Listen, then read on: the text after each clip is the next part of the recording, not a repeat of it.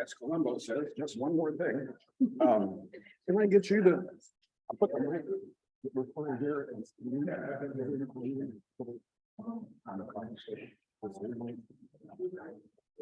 because I want to get you this one. Oh, I see.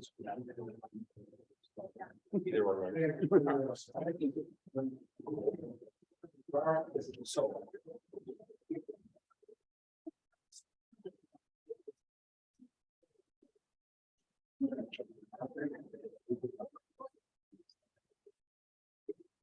Good afternoon. Welcome to the University of YMCA. I'm really glad you're here. If you're know when we say unusual, Friday for our conversation, we actually need to roll 5 because we're going to run on for the past some time and other things. And if you're new to us, hopefully you'll make it happen regularly. And now you know by you we need 12:05. That is intentional. So because of the line up here and the number of community people who are coming and looking for coming and students who are here coming in at the past time. So we're super glad you're on here. I see a number of new faces here today. We're almost excited. New friends here. Just really briefly, because I don't know you all. I'm Ann Rasmus. I'm associate director here at the Y. The Friday Forum is one of the programs that I have the privilege to work with this year. I just learned in the last semester that we are in our 95th year of doing Friday Forum here at the University of YMCA. So welcome to what has been and will continue to be a really great long tradition. That's something that I'm really proud of here for the Y. And I see a number of former Friday Forum speakers here among us. So a particular welcome to you. My role here is really short. It is really just to do my announcements, to welcome you here, to note that this is something that we do for several more weeks this semester, and invite you back for next week. We'll check in help me from the neighborhood investment program in the city of Champaign. We're really important innovative work. We're going to be really happy to have Jacqueline here with us. And then to please note, while you're here, to walk, I always say next door, and that confuses people, walk to the room next door, where we have a little bit of Smith. People know who'll be from different lots of life here in Champaign-Urbana, and we're here. But Kofi's a really accomplished artist who's doing work that is about art as a bridge between cultures, and it's powerful work, and it's a great show. So that is just over here in Murphy Gallery in the space behind me here. So please take a few minutes to take a look at that before you leave today, or come back any other day of the week. So again, thanks for being here, and hand it to my colleague Michelle, who's with Diversity and Social Justice Education. That's it to you. All right, hi everybody. My name is Michelle Lucy. I'm Assistant Director of College and Consolidated Human Diversity and Social Justice Education. I just wanted to have our sponsors for the series to help make it possible, so I'm going to go ahead and read that list for you. So we have the Center for Advanced Study, Humanities Research Institute, Women and Gender and Global Perspectives Program, College of ACES, College of Fine and Applied Arts, First Mennonite Church of Champaign-Urbana, the McKinley Foundation, the Social Action Council of the Ministerial Universalist Church of Urbana-Champaign, Urbana-Champaign Friends Meeting, the Student Cultural Programming Fee for the University, Office of the Provost, College of Education, School of Social Work, Department of African American Studies, Center for Innovation in Teaching and Learning, the Center for Global Studies of the U.S. Department of Education Title VI grants, and then Urbana Public Television and WEFT Radio that help us host these Fridays. The other thing that I wanted to highlight, which I didn't bring one up with me, but there are some papers that are on every chair. They are an evaluation form. They just help us get feedback on how the series is going so we can continue to improve it. So if you can take a few moments after today's presentation to fill that out. There's also a QR code on it, so if you'd rather do it on your phone, feel free to use that as well. And then the other thing that I wanted to highlight real quick is we just got our t-shirts for this semester's lineup. So if you haven't already, make sure that you sign in or swipe in out in the lobby so you can be entered in a raffle because we want to give a bunch of them away. So make sure to sign in or swipe in for that. Now I'd like to hand it off to Pastor Cheryl Palmer of Faith United Methodist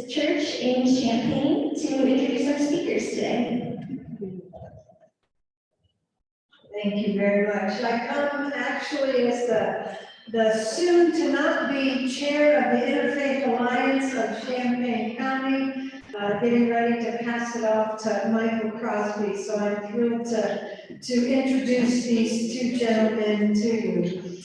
Reverend Terrance Thomas is an itinerant elder with the African Methodist Church and pastor here in Champaign at Bethel AME. In addition to serving as pastor, he is also the executive director of a new center, Bridgewater Sullivan Community Life Center, a faith-based nonprofit here in Champaign doing great work. Reverend Thomas is also the president of the Ministerial Alliance of our area. He is a dedicated liberation theologian and unapologetic Black nationalist. He has received his undergraduate degree from inner city studies with a minor in sociology at Northeastern Illinois and his Master of Divinity from Garrett Theological in African American church leadership, and he's actually working now on his doctorate of ministry. He is the father of 5 beautiful children, ages 4 boys and 1 girl, ages 25, 23, 19, 13, and 6. There you go. We're so glad to have you, Terrance. Pastor Michael Crosby began ministry at First Mennonite in 2010 as the associate, and in 2016 he became the lead pastor. He's married to Abby and has 2 children, several bikes, and God willing, for a few months every year, glorious tomato plants. Michael is a graduate of Fuller Theological Seminary in California, where he developed a deep appreciation for the stories and God encounters passed on to us in the Bible. His earliest roots are in New Hampshire, and now in Central Illinois. He has a great sense and understanding and appreciation of God's beautiful earth.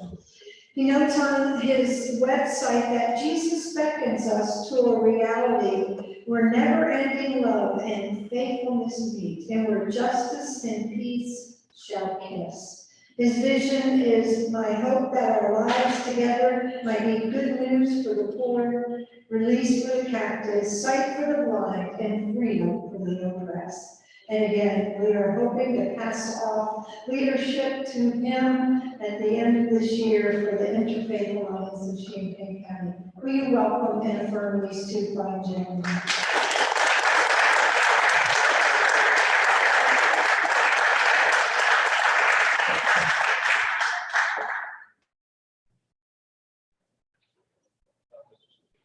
Well, thank you all. Thank you, Cheryl, for those introductions. Thank you all for being here today.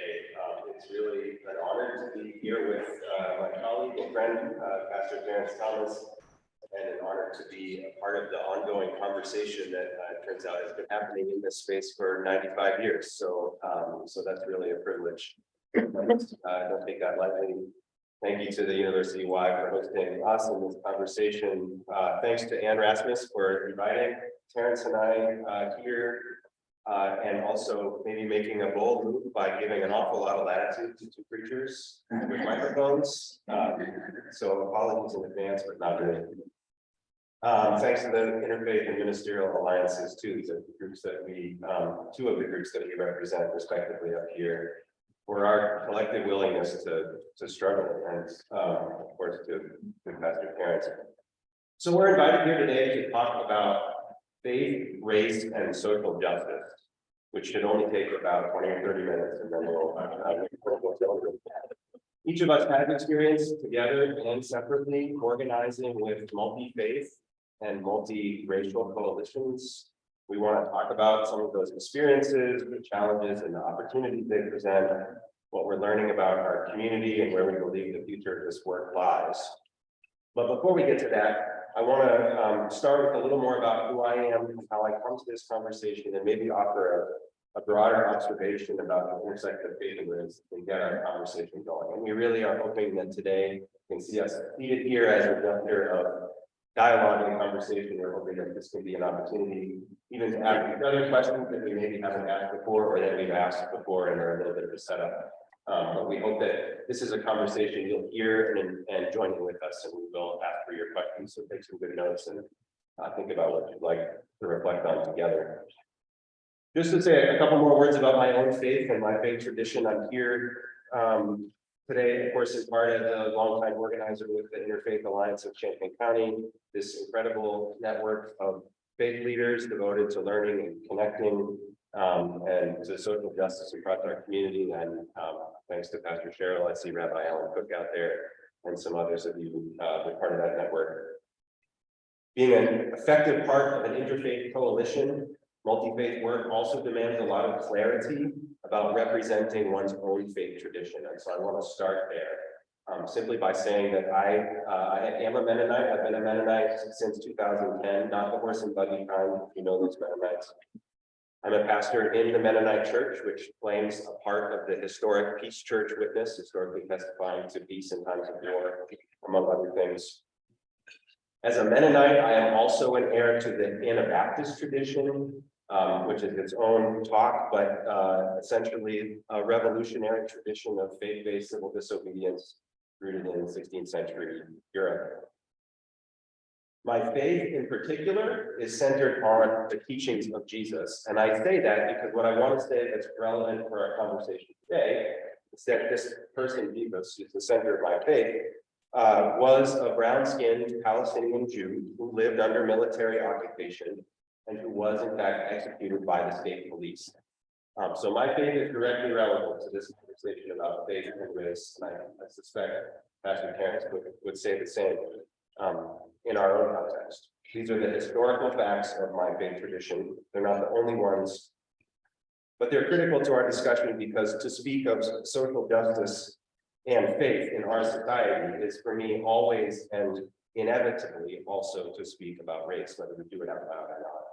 And today is an opportunity to do it out loud. This is probably especially true for us in the Christian traditions. Racialization is baked into Christian faith in America from the moment European settlers arrived. It's true for white churches, predominantly white churches like mine, that offered divine sanction for the enslavement of Africans and the exploitative machine of manifest destiny. It's also true, albeit in a very different way, for the Black church traditions that arise as a withdrawal from and resistance to that kind of dominating faith. One more thought, and then I'll pass it along. My thinking on race and faith was sharpened several years ago when I stumbled on a little book called Reset the Heart. Reset the Heart, and subtitle Unlearning Violence, Relearning Hope, by a scholar of religious education named Mayan Tran. She teaches at a graduate school near Ferguson, Missouri, where Michael Brown was murdered on August 9th, 2014.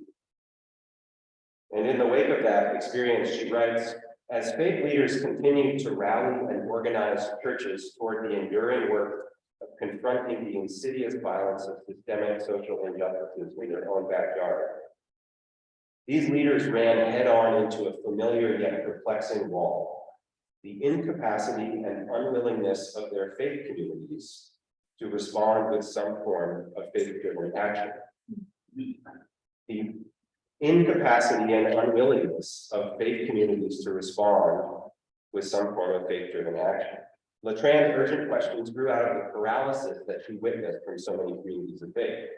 She writes, as if collective moral conscience has once again been anesthetized, paralyzed, and the hope for which church folk love to sing and pray suddenly debilitated in the face of actual struggle.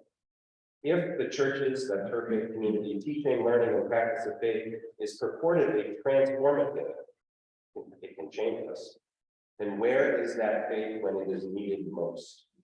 Why indifference, paralysis, apathy, evaporation, and downright resistance when a calamity occurred that could have used a faithful response? So reading this in 2017, my own faith-based organizing for justice began to shift. I now see it as a form of ongoing preparation to meet the challenges of the next moment. Are we ready for the moment, or does it pass by us while we stand anesthetized? And I think part of what we want to talk about today is this moment, the discuss this community's fair. That's important. Thank you, Michael. Let me start off by saying there are not many people that could get me up here to do this. And I'm gonna articulate why. I trust Michael, I trust Ann, because they have shown themselves to be allies and friends, the kind of Christians that would have been area intelligence, would provide sanctuary on the Brown Railroad, gave money to the civil rights movement, donated to the Black Panther Party, and voted for Barack Obama. Right? As the only openly left center, unapologetic socialist pastor, Black pastor in the community, it's often hard to get invited into these spaces because the truth of the matter is, I'm not as loving and gracious as Mike doesn't say, let's start it off. When we invite Black pastors to the space, we want the doctor feel, we want the comforting Black pastor, we want that. It's all right, I just came here today to talk about justice, and I'm not gonna do that.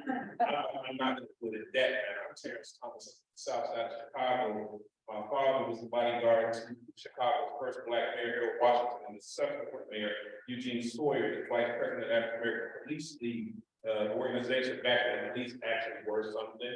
Police weren't more than just an occupying force, and he taught me activism. I'm a child of Armstead Allen, the great professor at Malaparty College, ran a Black Studies program. I am a child of Dr. Suliana Chadu here at the University of Illinois. One of my mentors, Dr. Lakeland Jerry Jackson, Dr. Gwendolyn Brooks. So these roots run deep, and I don't believe I should have to hide those roots. And so when people often ask me, are you an activist pastor or an activist? Even my bishop, which one are you? I'm an activist pastor. I'm an activist that tried to run from God for so many years, and then one day God foot-slipped me, and then next thing you know, I'm doing this work. And so I come from this location. I don't do what I believe a lot of clergy, especially in my context, do, and they forget who they were before they took the oath of a pastorate or the call, right? I am a political activist. I'm a political scientist. I study these things. I am someone who believes that politics is essential to the society, and any clergy, anybody that says they don't deal with politics is lying, because everything we do is political. And so if you want to earn my distrust quickly, you tell me two things. I don't see color out in politics. I automatically know I don't want you in my space. Because the fact of the matter is, you see color. You don't want to tell the truth. And you know it's political. You just don't want to own that right now. Second, this conversation of defining politics is who gets what, when, where, how, why, and then how is it held on to. Okay? My theological grounding is I believe James Cone and Nat Turner were correct. God is at the side of the oppressed, and sometimes, I didn't know we were going to be recorded because we saw a different kind of passage, but sometimes you got to do some things for your freedom that make people uncomfortable. Sometimes you got to do things for your freedom that makes people uncomfortable, because Jesus, at the start of Holy Week, after he walked into the city, the first thing he does Monday morning is start a riot in the temple. He got not use the nice church language. Took it with him. He ran on the money chambers out of the temple. You know, him and his homies said, there's systemic oppression in this space. We don't like it. We better tell it mother love. And they proceeded to tell that mother love. And then for the rest of the week is Jesus doing these social justice movements, which culminated with his legal lynching on Good Friday. Thank you for naming that. His legal lynching on Good Friday. Jesus was not murdered by the Jewish community. We need to stop it. We need to stop saying that anti-Semitic thing. They didn't have the power to execute. That was a Roman law. And so Jesus was murdered by the state government who feared his revolution, who feared the fact that this movement was starting to infiltrate and touch the elite. Some of the first converts to Christianity from the Gentile community were the women in the. And so they said, we gotta go. Right? And so when we started talking about faith and justice, I think it's critical that we start making space for radical voices. We start making space for voices that are left and center. We oftentimes make a lot of space for moderate, for the key preachers and pastors that make us comfortable. We make excuses for the crazy ones on the right, the guy that Donald Trump in 16, the pastor, we make far too much space for the pastor who told their congregations on January 5th to do whatever it takes to stop this. So you get January 6th, So be clear, the January 6th movement doesn't start in the halls of politicians or in the back room. January 6th starts in the pulpits of the Trump supporters that told them God said that this is your country. It starts with a little girl calling white woman from Asia, from Africa, to take over the country, right? And so this is the kind of Christianity that I've dedicated my life to eradicate, be it peacefully or otherwise. This is the kind of Christianity that I think that makes it hard for us to form these alliances, because that's the pervasive Christianity. Wow, lots to respond there. I love that you took that story image of Jesus's last week and started with there. You know, the part of that description about who Jesus was that I left out was that he was executed by the state police for the destruction of property in particular, which is also incredibly relevant for today. But I want to pick up specifically on this idea that your definition of what constitutes politics. I didn't catch it all. Can you repeat that for us? Sure. For the sake of this conversation, or any conversation I'm in politics, I'm in politics as the late Dr. Anderson Thompson, who is a professor at Northeastern Illinois. Politics is defined as who gets what, when, how, and ultimately why. So who gets this, right? Who gets the resources? Why do they get the resources? How do they get the resources? When do they get the resources? And ultimately, why should they have the resources? And so that's how I got it. Yeah, that fits really well with a definition of injustice that I brought to share today, since we're talking about social justice. That comes from an organizer, faith-based organizer in California, Alexia Salvatierra. She says injustice results when a power imbalance allows some to consistently ensure that public decisions benefit their narrow interests while depriving or harming others, which has to do with who gets what in the decision-making practices that we have as communities. And so I want to speak a little bit to the power that particularly coalitions and faith-based coalitions might bring to the process of correcting injustice, the political process of correcting injustice. Because to say that we work towards coalition building or that we work towards some form of collectivity is to say that we're working towards building or collecting or gathering power, which to take this definition of politics and the definition of injustice is to talk about how we as organizers, as communities of faith, come together in order to change the way that decisions benefit the interests of some and don't benefit the interests of others. I wonder, could you speak a little bit more to that? So I think coalitions are good when there's equal power, when there's equal understanding. I think coalitions are good when we have a game plan and authentic voices are at the table. I think so let's just contextualize it, because all politics are local, right? So we're gonna talk this conversation. We're not gonna talk in abstract, we're not gonna talk and way off what happens in Wichita County and Kansas. I think here in Champaign, coalitions are hard because we don't have an honest conversation about race, power, and justice, right? We have this Champaign since moved 4 years ago. Very much reminds me of the stories I heard my older Black people talk about living in South Creek and Until. This is a very segregated, integrated town, right? So it's integrated in the fact that I can date who I want, I can sleep with who I want, I can be friends with who I want. That's okay. But when we start talking about power dynamics, resource allocation, this city is very much on par with Mississippi, White Citizens Council 1954. And so even the fact that the new Unit 4 is really digging up old desegregation, plans that have since been proven not to work, right? How do we fix education? We're gonna put money in Black schools, we'll take Black kids to the next rich white kids. And we hope that works. It didn't work then, it's not gonna work now, but that's the sport of plot. So I think if we're talking coalitions in this space, it has to be on equal footing, equal respect. And oftentimes, the exception of a few, I've experienced with white allies willing to coalesce and be in coalition if you surrender or subdue or hide your authentic self. And so I will work, for example, we want more black pastors to do things like this, and I talk about this. Okay, I'll do it. Jim, okay, we love you, but then no, we don't want your kind of black pastors. We want the kind of black pastors that tell jokes, play games, got midnight basketball, that kind of stuff. We don't want to talk about radicalism. We want to talk about simple things that we can walk out of here feeling good about. So I think if we're going to start with coalition work, it has to be from an honest perspective and equal power. Yeah, I want to pick up what you said about, you used the word segregation a number of times, and I've actually heard it recently in the school board discussions about our unit board decisions, talking about the community as segregated. And I think I appreciate this conversation about power in particular, because usually in a church context or a faith community context, when we bring up segregation, we hear, the phrase, I guess it was attributed to Dr. King initially, I'm not sure he actually originated it, but that Sunday morning is the most segregated hour in America.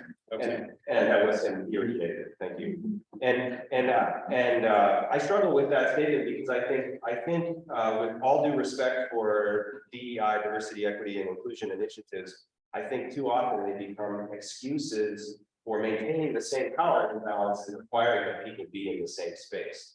So that's why some of the history about how, for instance, I named it very briefly earlier, how the variety of church traditions that are associated with the Black experience in particular, or Black experiences in this country, arise not as an act of segregation, but arise as an act of resistance, arise as a withdrawal from predominantly white congregation in which people were expected to be less than, to be second-class members of a congregation. And that kind of history is particularly significant. So when we begin talking about racial justice in and through the faith communities in our context, it's important to me that we name that our goal is not just to dissolve First Mennonite Church and Bethel AME and become one congregation, but that we talk about, for me and my predominantly white congregation, a lot of the conversation for us is not how can we get more diverse, how can we allocate the resources that we have that are built on stolen land and exploited labor back into spaces that build power for people who have been treated unjustly in that definition of injustice. It's funny you made it because being AME African Methodist Episcopal, we come out of that resistance, right? 1787, Richard Allen, National Jones Field, Black folks going to pray, y'all. Pray to Jesus at the altar, the white trustees. Yankee them up, for those who aren't Christian, altar call is the sacred time in which you are praying. Nothing dramatic should happen during altar call other experience of God. Yet these white trustees yanked them from their altar and said, listen, you got to go back to the gallery. Y'all don't even get to pray to our God. Right? They're all in the same church, but in their head, it's nigger God and the white God. You infringing on white God. All right. And so then from there, they left and formed the AME Church, the Free African Society AME Church. To your point, they fought. And so when you say that, I'm glad that you named it, because oftentimes that's what we think resistance is, right? Everybody abandon their traditions and come together. That's not what it is. In fact, if you read Dr. King, some of the early civil rights movements, they never said we wanted to embrace it. They said we wanted a more humane form of this thing. So if we're going to be separate but equal, put the equal part in it, keep our communities, keep our schools. You stay over there, but if you put $5 for your student, you want $5 from our student. Oftentimes what you think, and I'm glad you think it is, we have these new integrated non-denominational churches that I vow to never preach at unless you come with $10,000. Cash, I don't even want to check that. Where it's integrated, it's brothers and sisters, black and white, and Chinese, cats and dogs living together, the goldfish, the tank, and piranhas, but it is Eurocentric and it gets because the black vibes have been suppressed. I was at a pastor appreciation event yesterday. I'm trying to say it's actually like an institution. I want them to be better on that. I was a junior Christian pastor appreciation. And this is for all pastors in Champaign. We love you, we're praying for you, but there was no kind of black presence, right? And so we had this forced unity moment of appreciation, but the praise and worship was that Hill song. Jesus loves me. We pray together. The preacher, we had all kind of cold words, which was offensive to me. We have to get our young people to stop getting into the culture, right? And I'm like, what culture? Capitalism, Trump culture, like be specific, right? It was this forced integration model in which Blackness was dissolved and watered down and ultimately eliminated. So when you say your church says, we're not trying to do that, we're not trying to figure out how to get more Black folks in, we're trying to figure out how to be better allies, better white people, better humans. Thank you, because I don't want to give up Bethel. I'm sure you don't want to give up your tradition to prove some kind of justice for. Yeah, thank you. So how do we, maybe we could turn towards, some of the, I don't know, I don't want to use the word paltry, significant but meager attempts at coalition work that we have done, having established that we have these separate traditions with different roles in our movements. I mean, so just a little, this past year, a group of pastors who had been part of planning, mostly through the Ministerial Alliance, a prayer for peace service in response to a lot of the gun violence that we experienced. And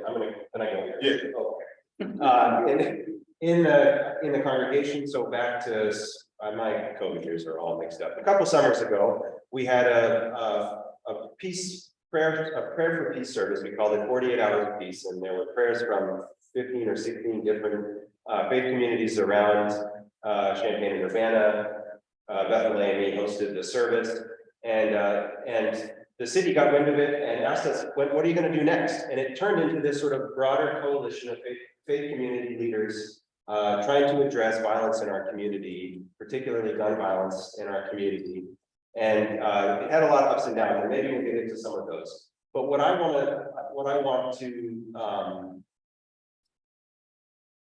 specifically highlight about that is one of the ways in which the fact that everything in our society is racialized even affects the way that we can have a conversation about gun violence in our community. So when I say gun violence, who are you thinking about? What are you picturing? And so one of the initiatives that came out of this coalition was an initiative called Raw Tools. We hosted a group, maybe some of you heard of this. Raw is war spelled backwards. We hosted a group out in Colorado that's affiliated with my denomination, Mennonite Church USA, that collects firearms, decommissions them in an official legal way, slices them to pieces, melts them in a fire, and bangs them into garden tools. Shoot, I brought a garden tool in my backpack over there. Melts them and then puts them into garden tools. If you can reach in there and you can hold it up, it's in the middle pocket. And so we had an event this summer. But one of the, I think, underlying unspoken things was that here we were organizing to try and be present in a North Champaign community with a number of primarily Black organizers, a few of us who are white, and hoping to engage with faith communities in that neighborhood and others living in that neighborhood with this unspoken sense that the guns that we actually took apart and melted down were rifles. They're not what you were picturing. And the person who donated them is probably not who you're picturing when I said gun violence in our community. And there's this real tension. What are we addressing when we talk about these things?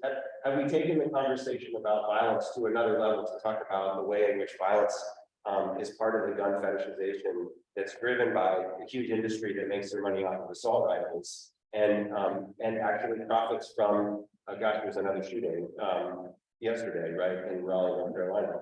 Actually profits from those acts, of most of which turn out to be forms of white supremacy, or and I don't know enough about yesterday's event to speak to that. But I want to name that tension highlights even the way in which a multiracial coalition can and can't address some of these challenges that we face in the community. So I think Raw Tools, which I commend you, Pastor Bronson, that's all I commend, and a couple of others. I want to say thank you for Raw Tools. I think a couple of things happened with Raw Tools that I got to take us back a step. I think Raw Tools were right event, wrong time. We ran ahead of the people. We didn't properly, and for a myriad of reasons, when I talked about that, we were supposed to do a lot of training. Theologically, folks didn't connect dots. To your point, we didn't. I really started, but I'll start there. We right, perfect event. perfect folks to do it wrong season. So the prayer service at Bethel went well. I love that. Perfect. We'll host it every year if I have to. Where I think the train fell off when we talk about coalition racializing power is when the Black church wanted to have a prayer service during Black History Month, and WCIA and their brains were like, well, this would be part of our against violence, right? And so I have a problem. A Black church, I'm contextualizing this, during Black History Month, doing a televised Black service. Does anybody here have a problem? Does that sound pretty rational? Black church, Black prayer service during Black History. Tension began to rise because where's everybody else at this Black service in the Black History Month? So then I began to ask, okay, well, if we're talking about inclusion of LGBT, single mothers, all the things Black churches traditionally struggle with, as long as we're not at the table, they're gonna be. If we're talking about young people under 50 who are the target population, I'm gonna be there. No, the argument was, how dare the Black church come together to worship and not include other faiths? And so that became a tool because then the white privilege kicks in, right? We didn't have a problem when we were all praying together, Black folks praying, white folks catching all together, we ate cookies and better. But the minute we try to take our authority in scripture states and host an event that will impact our people, then everybody got emotional. Everybody started saying, how dare the Black church exert its power in this way? And so next thing you know, the event not only gets you more advantage, it don't even touch the target population. I'm the whole vice president at the time. I didn't go to it because I didn't see Rita in there. I didn't see a number of folks under 50 in there. People we should have been talking to. I saw a whole bunch of white folks, a whole bunch of Black folks singing hymns. And then it wasn't the Black church anymore because I'm hearing prayers, not that I have a problem of anybody's faith. But there are times when the Black church has a right to come together and worship and do its thing during Black History.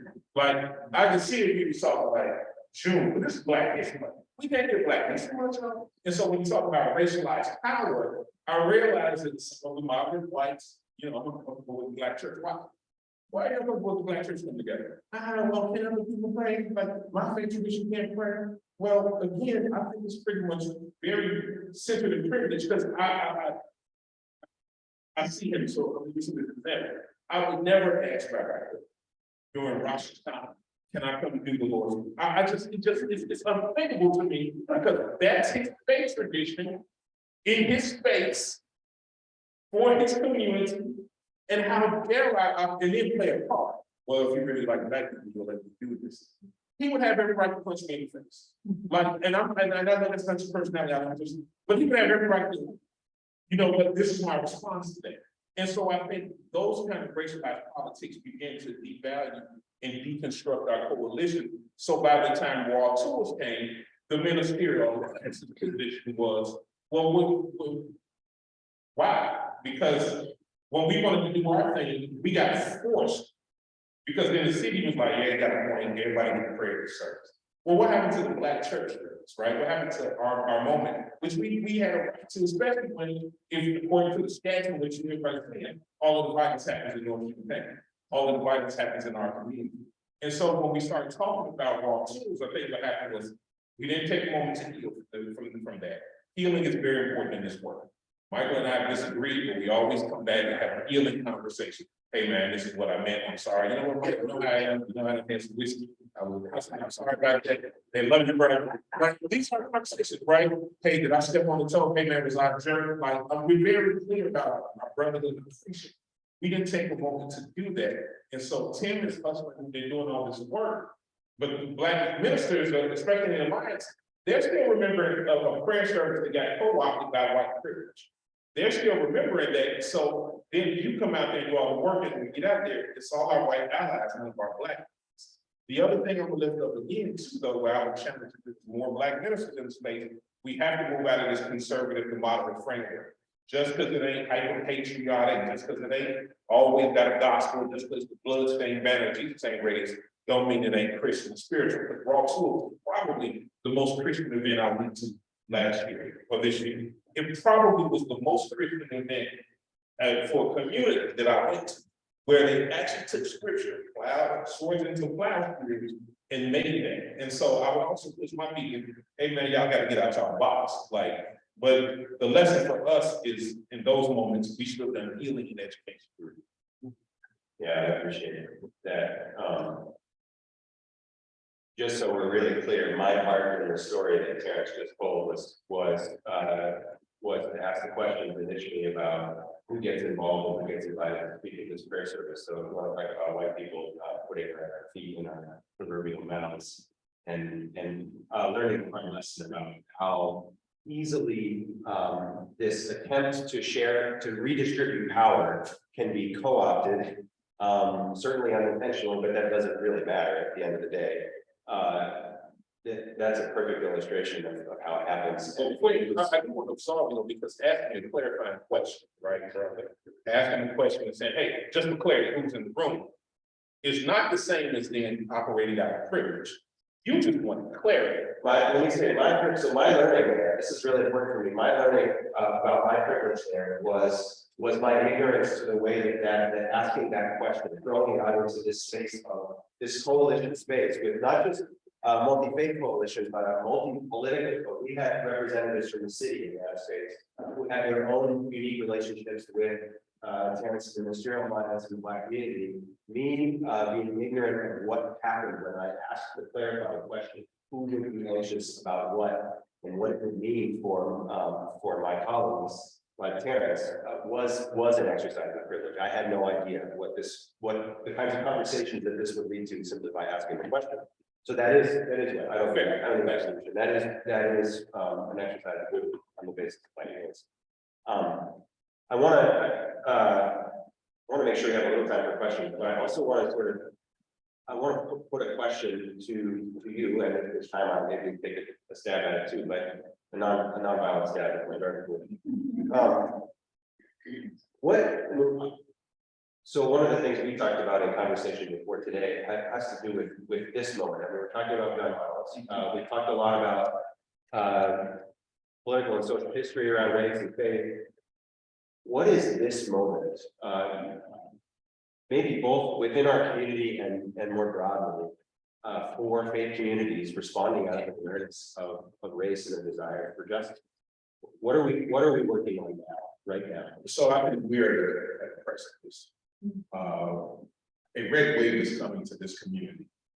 The spark was laid when Officer Overheim was murdered, and the spark was lit when the fuse was moved on by some other things. Red wave is coming, and forces left and center do not coalesce and come together. We're going to lose this space. If we don't figure out how to put aside our differences and come together as correct. I don't use the word liberal because I think white liberals are full of it, but I think black liberals are full of it. But if we don't come together and form a concise, progressive coalition, the work that I think you and I mock, hey, I don't understand this, hey, that was a little aggressive, hey, even again, picking on Rabbi Cook, hey, you said something in the conversation, we have coffee over there to clear the air, I don't want to make any judgments, you know what, fair, let me clarify my position, and it's a learning moment. If we don't stop to do that, that red wave is going to drown us all. Literally 70 miles outside of this city, there's a billboard for Chicago for Trump, right back in the key. If you go the other way, this is an enclave of blue surrounded by red, and a lot of us, even in this room, are really purple. We're just looking for an excuse to go red. And so I think this is the moment that we have to become serious about the work, but also understand, as you said in your Mennonite description, giving space for our individual selves to do the work. So not creating this gray tapestry where everybody's gray, right? Do we have space in this work for a young activist like a Sister Rita? Do we have space for the socialist Black pastor? Do we have space for my two sisters here who may not be as radical, but they are serious about the work? Do we have space for even Evelyn Underwood, who may not be totally left of center, but she does love God and her people?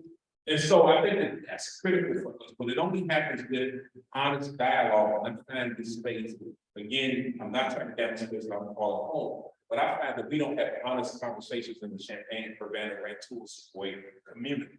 We do like the Southerners used to do, and I keep going back to history, even further history. Nobody would say the word slavery. If you read the true history books, they gave it names, our way of life.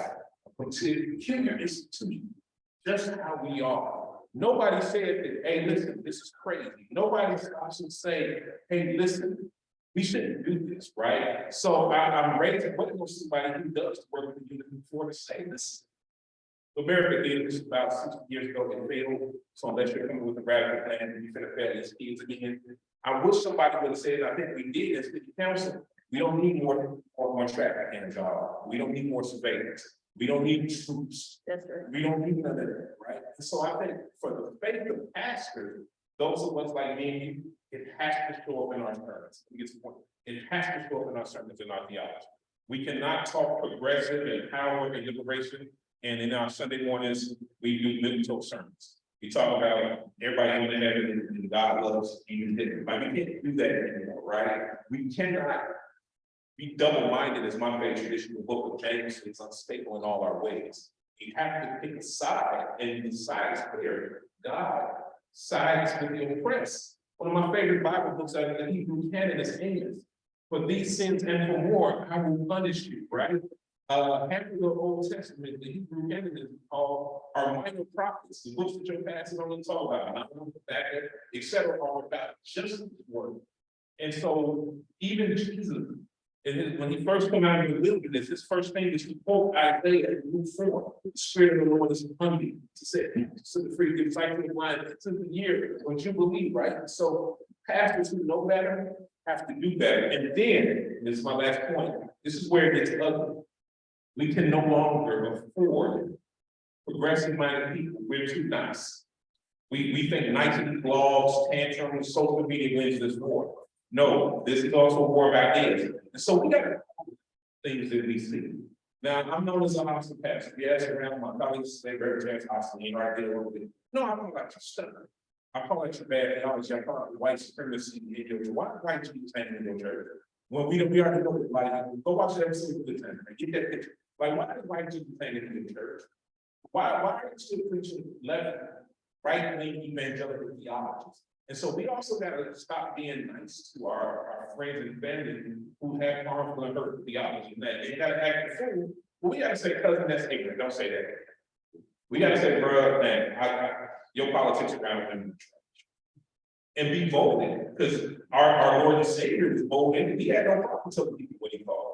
So now we come into it and we want to be nice. That's how you feel, man. And I respect your opinion. I don't. But your opinion is right.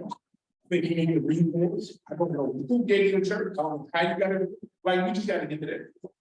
Because the other side has no problem doing it. The other side has no problem. Me and a certain person who was involved in all of this stuff, she literally came to me on Facebook. Like, tag me, he's my friend. I was actually out of 10. I wish this pastor would talk. They get up in their pulpits on Sunday and say, listen, we got the liberal, godless, elites, whatever they call us. They have no problem. So while we're trying to, Michelle Obama was wrong. They no longer go, I know you no longer meet you right there because you're not.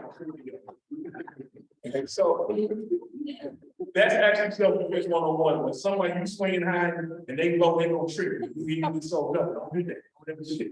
You go low, I'll meet you right there. I'm sorry, Mike. I had no problem. But I asked the question. So. Yeah. It's funny because Michael was like, we were polar opposites, and he's like, so I didn't want to structure the conversation. I'm like, just get it, talk. And he's like, I don't even know if that's gonna go there.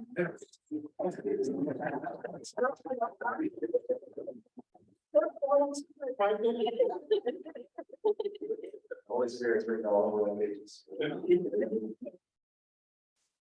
You know, you turn towards the pulpit and preaching, and I want to, without minimizing that law, I think it's right to call out the way that our faith talk is I don't know, mediocre.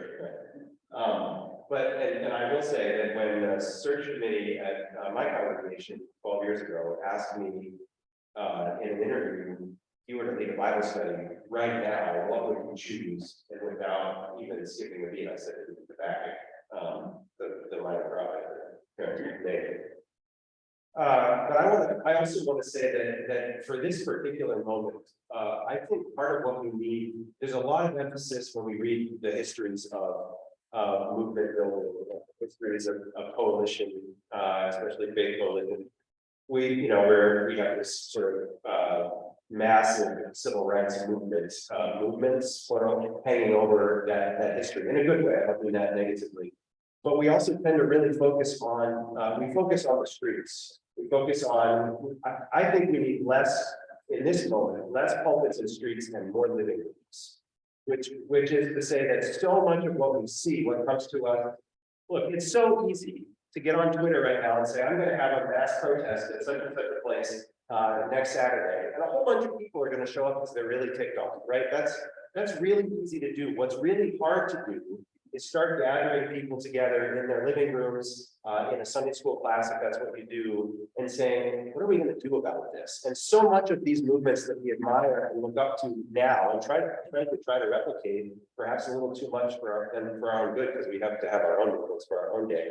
And we end up just looking at the stuff we see on camera, the pulpits and the streets. And we forget that almost all of that started in somebody's living room with a bunch of people getting to know each other, calling out each other's crap, and strategizing and saying, what does our community need? What do our people need? What are the people who are being treated unjustly, who don't have access to power, need? How do we get that power to those people?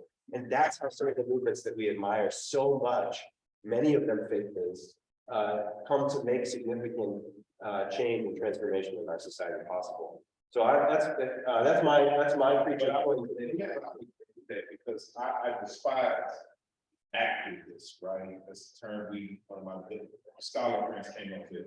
Because you're right, Montgomery didn't happen in a spontaneous, it was a well thought out, orchestrated plan. Even the Black Panther Party started with Huey and Bobby's mother's living room, and they wrote out their plan, and then they took it out. I think in these days, because of events like the Arab Summer, because of Occupy Wall Street, we've begun to glamorize the mass movement, but we never asked what happened, right? What did Occupy Wall Street achieve? It raised some systemic observations, but all it did was be co-opted by Jay-Z, who started selling t-shirts out there, right? I can buy a Black Lives Matter t-shirt called being cited. Canada, white, word on Amazon. I need to get one to Amazon. Jeff Bezos is selling Black Lives Matter. Arab Spring, one of the things those young people did end up being co-opted by the military. And so now it's in the worst position. So I thank you for naming that, because you're right, we don't need any more street problems.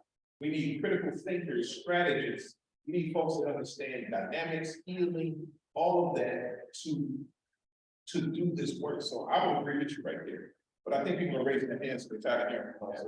I don't know how the moderation goes, so.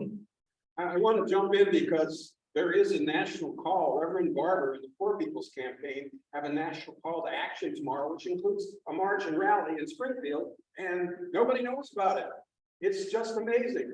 They had a huge rally in the same weekend as Juneteenth celebration, and they got no coverage. I respect your call for more of this action behind the scenes and all of this local activity. It's very admirable and all, but we have the circumstance where this national call is just not heard, it seems to me. So I don't know how you're going to catch that, because it seems ironic that I bring it up right for you to talk about this. But no, I thank you for your voice. I believe you're right. I think that one day when I'm done, I'll write a dissertation on this town. I think because, again, so in Mississippi, 1951, a lot of national media and movements struggle to penetrate the local bubble. I'm sorry, and struggle to penetrate the local bubble, because I haven't heard of it either. So it's not just you. Otherwise, I would have made arrangements to go there tomorrow, might even now that I know. So I think we got to figure out a way to have a moment of glassness and better striking. How do we open up, right? I'm in a class with a scholar, right? So y'all know what that was. That's openness. How do we have a moment of glassness and better striking where we can get information in? It doesn't turn into a black box. Yeah, I think we're caught in this moment of I don't want to say but there's a tension in local and national. We recognize that the forces that we organize against are in some ways much broader than the community, but also have these local expressions that are always so urgent and demanding at the same time. I have a question. So what are your thoughts about the rising trend toward Christian nationalism in our society, and what do we do about it? How do we address it? On my bumper sticker, I did black boys, there's a bumper sticker that says Christian nationalism is the same. Jesus was not a nationalist. He didn't take side in any countries. He didn't do any of that. Christian nationalism is a polite way of saying white supremacy. So I think we should say it this way: what do we do about the rise of white supremacy hiding behind the cross? And I would say, well, it's always been behind the cross. The KKK, the Confederacy, the Orders of the American Confederacy, the old Democratic Party, now the current Republican Party. White supremacy has always found comfort behind the cross. And so I think how do you dilute that? Same way you did in times past. Those voices who are righteous, right centered, myself, brother here, we have to call it out. And we have to, we have to call it out.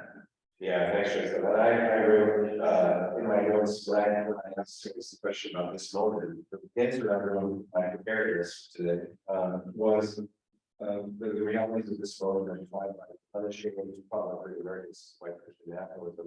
And I think I see it in sociologists abbreviate that WCN, so they're including the white as an adjective in the description of that kind of nationalism, which gets at what Terrance is saying. I want to highlight that while with all due respect to the national movements, I want to emphasize living room business. One of the most important sort of historical, one of the most important people for me from my study is Baird Russell, who was an advisor to Dr. King, but much more than that. Led the Fellowship of the Ethel Fellowship of Reconciliation for many years. Was a Quaker from New York, African American activist, gay man, and one of the insights that I have learned from him from his life. He was active in the 40s and 50s, long before the civil rights movement was on television. And he was active in all of these small spaces. He traveled the country, traveled the world, but he traveled the country constantly. He was willing to go into a church building on a Tuesday night with 5 other people and talk about nonviolent strategy. And he would do it over and over and over and night after night. So when I talk about the living room, for me, this is a space where this kind of education can happen. We educate each other. We get together and say, hey, what do we need to know about white Christian nationalism? How can we resist that tomorrow and the day after that, and the day after that? And then when the moment came for a massive march, and the rest of the story, he was behind the scenes. He was calling all of those people that he had been with for decades, setting up this slow movement to say, now's the moment when we got to show up. We got to show up. And I think we have yet to regain a sense of what the slow times and the public times look like, what the private work and the public work is in whatever's coalescing today. That's my part of my answer to that question. We have 2 questions. Amy, the sister behind you, had her first, and then you. You all brought up the issue around Unit 4 schools and going through the new assignment, considering the new assignment process. I'm wondering what kind of conversations are happening in the interfaith community around this, and how it feels, as you mentioned, that we're moving backwards. But it's a very critical time. It's a very right issue right here locally when we're talking about racial justice, socioeconomic justice. It's really pivotal, and our public schools are just critical because they can be real locations for building participatory democracy. And so I've been concerned with that and what kind of conversation and action is happening. So I get it because sure, is that my business over there? I can see my back. Yeah, it's your business. Okay, she's asking what was the conversation around Unit 4 and faith community. So I didn't even know this battle was happening until I got a phone call 2 mornings ago. So it's also Black Champaign has a gatekeeping problem. Yes. It has a gatekeeping problem, and I'll say it, Black Champaign has a gatekeeping problem, in which information is only disseminated to people that will agree with them or won't present the problem. Luckily, though, I have friends, and they said, Pastor, you know what's going on now? You know what's going on? This is going to the year before. Another 4, like, we had conversations, and this explains it to me. This essentially the emails, and I was like, this is all desegregation. Like, this is nothing but Brown 1 and 2 again. This is literally, and so then I realized that some pastors know what they're connected to for, right? As employees or allies. Those of us who make the territory. Your parent, right? So, but I mean, I'm parents. So, as a pastor who's not done, I don't have any children uniform, had I not got that phone call, it would have been a whole war. I would have been oblivious. I would have looked up one day like, wait, what? We went back. So I can imagine how you felt or what happened. It didn't show the Ministerial Alliance. And so, matter of fact, there's something about the Ministerial Alliance. Anybody can talk about it. That's when I'm in my chair. Like, what are you talking about? Is that the current issue going on? And yeah, this is what's happening. So when I found out this, I was rather shocked, but I also remember Black Champaign has a gatekeeping problem. I don't have much to add to that with the Interfaith Alliance, except that Rabbi Allen looks like he's left now, indicating that we should talk about it at some time. But we have not really gotten around to addressing it. Well, I'll ask my question on top of these two from Ronnie. I think the title's wrong. I think it should have been Two Christian Views and Race and Building Local Coalitions for Justice. I don't think this has been an interfaith discussion. It's been wonderful here, and I appreciate the views, but it's not interfaith, because in this community, we have to watch out for Christian privilege too, because Christianity has tried to take over so much of how we worship and where we worship and why we worship. And there are lots and lots and lots of faiths in this community that aren't Christian. Even the swords and the plowshares isn't a Christian concept. It comes from Isaiah. And it seems like we should acknowledge that kind of thing from the very beginning. It was a pre-Christian vision of the world. So I would just urge us to, if we're going to call ourselves interfaith, we need to remember that Christianity is one of many faiths. No, and here's why. One, I said that came from the Hebrew text. It's clear. I acknowledge it wasn't a Christian concept. Two, we're sitting up here as representatives of really the Ministerial Alliance and Interfaith Alliance, and I think we talked about the intersection. We're probably talking about race and things like that in faith. But this also goes to my point I made about the Black church, right? Why is it probably two ministers are talking from our construct? Especially when we're not using anti-Semitic language, especially when we're not using exclusionary language, especially when we're clear. And so this is sort of, this is one of those moments where I'm like, man, we did wrong. It's just, and we've talked about faith and racial building. The title was never interfaith. It was faith as we understood it to our own context. Race, our place is the Black guy and the white guy, and we try to build local coalitions for justice. Now, maybe next time we should probably, if Van decides to do it, have another conversation. But I thought these conversations were often had. And so this is where I guess I would also say that while Christianity has done a lot, God knows it's done a lot, there's also this hostility to Christianity that I think sometimes is unnecessary. And the fact that it's yeah, I don't think, I hear you, Amy, but I don't agree with that position. Thank you for sharing, but I think you brought some things to the conversation that weren't there. Yeah, I think I want to acknowledge too, I think my understanding sense of this is different than Terrance's. Because I come through a predominantly white faith tradition and predominantly white Christian tradition, and you come through A&E church.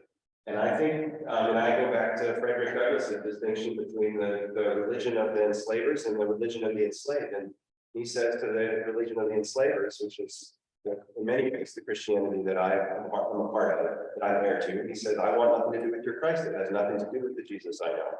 And I also want to complicate the conversation by saying that in many ways, we represent different faiths. I realize we have shared sacred texts. I also have shared sacred texts, as you pointed out, with Rabbi Allen, and depending on how you define it, also with the Imam and the Muslim community, and also with the Baha'is, depending on how you shape that up. So for me, interfaith has this expanding and contracting sense. And as a Mennonite and an AME pastor who also represent the white and black sides of Christianity in the United States, I hope that we've been able to model the ways that those traditions are also the same and different, and the way that even power works its way into this conversation, so that when we talk about Christianity, we don't mean the same thing in the same way. And at the same time, I absolutely hear your critique about the tendency towards Christian dominance, and I appreciate you complicating the discussion.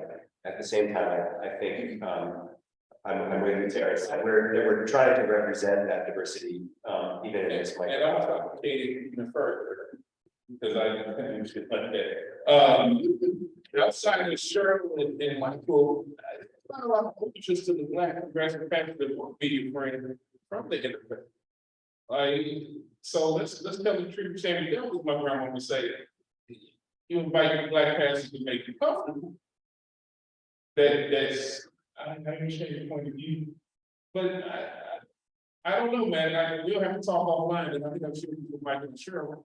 The interfaith argument, I would even push, is grounded in a sense of white privilege in terms of, am I comfortable with the person?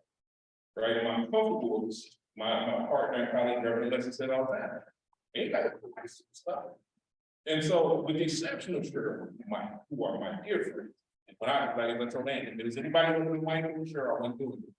There's not a lot of, so when we talk about inclusion, do we like the Black people to make it so? Right? Do we like the Black people that got walk around and turn t-shirts? I ain't got to answer that. That's self-reflection. Next question. Oh, Marlon says an example of a person who felt that who repeatedly receives state violence against himself and against his people, and started, said let's gather and protest after the happenings in Minnesota, and he did no violence of it was wrong. He just called and said, there's injustice happening in our lives. We need to do something about it. And he got sentenced to 4 years in prison. He's now in another prison. And violence is still he's in isolation most of the time. He's a local kid who lost his mother. There was so much happening in his life that was state violence against him. And he's so smart. He is so amazing and yet what we're doing is mass incarceration. Every time someone even speaks up or acts out, we call that violence when real violence happens. And the whole power of the United States state violence comes down on a single person who did no violence. And we are constantly, and that's just one of it. What about all the people who are immigrants and all illegal? And how much state violence is happening? I just want to say thank you so much for being here and for talking about what radical Christianity really is. I left the church years ago because I realized that it was failing to actually stand up against state violence.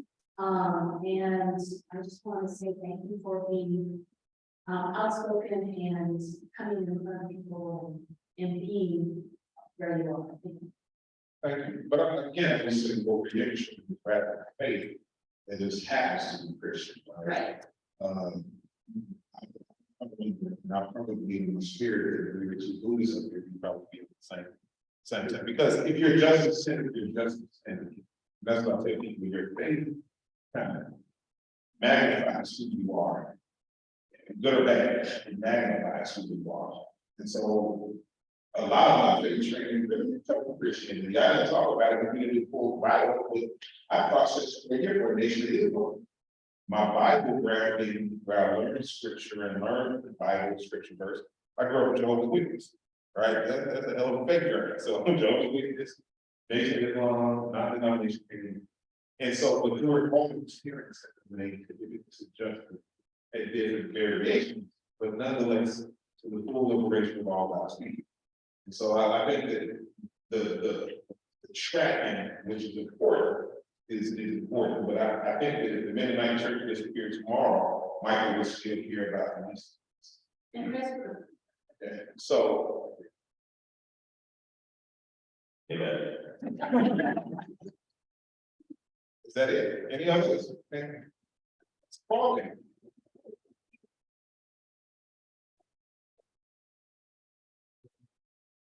I want to particularly thank you guys for being here and doing what this program has done, which is that I'm really denominating conversation and something here. And so I really appreciate your doing that today. If there are conversations, any other ways that otherwise that folks would like to propose, you know, this happens almost every Friday throughout the event. So come again and please feel free to suggest. Thank you.